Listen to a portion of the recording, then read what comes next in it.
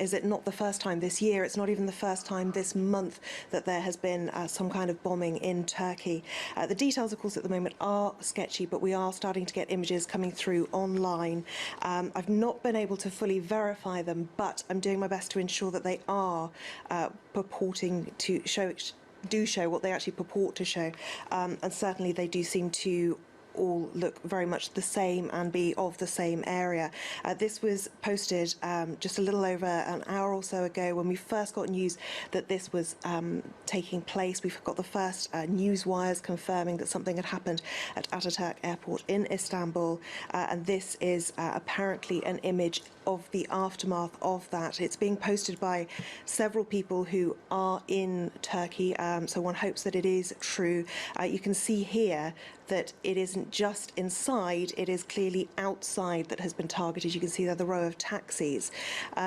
This Twitter user says that there were 2 explosions, not sure if they were from bombs or tear gas and then gunfire, which of course is all in line with what we've heard from the Turkish authorities tonight, that both the suspected terrorists had guns with them, police opened fire on them to try to prevent them getting access to the airport, and then they detonated their explosives.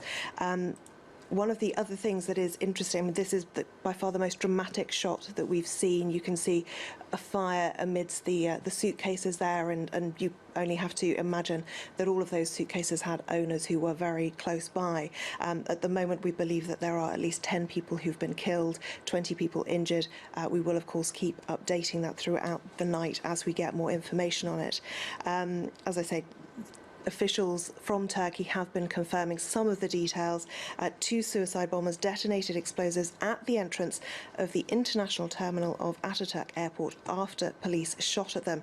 And what's interesting to note is that people who know the airport were tweeting very quickly to talk about what that area is like. Now, Stephen Cook talks about there's a police checkpoint upon entering the airport in Istanbul, and there's luggage screening before you get into the departure hall, and we understand that these people hadn't got through any kind of screening mechanism at all. Charles Lister says that it would appear that they targeted that pre-check-in security area.